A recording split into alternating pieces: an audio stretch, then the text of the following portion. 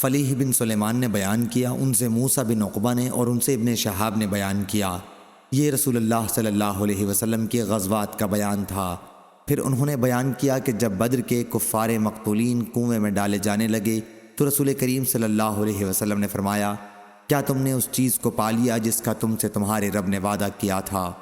موسیٰ نے بیان کیا، ان سے نافع نے اور ان سے عبداللہ بن عمر رضی اللہ عنہ نے، کہ اس پر حضور اکرم صلی اللہ علیہ وسلم کے چند صحابہ نے عرض کیا، یا رسول اللہ، آپ ایسے لوگوں کو آواز دے رہے ہیں جو مر چکے ہیں۔ حضور صلی اللہ علیہ وسلم نے فرمایا، جو کچھ میں نے ان سے کہا ہے اسے خود تم نے بھی ان سے زیادہ بہتر طریقے پر نہیں سنا ہوگا۔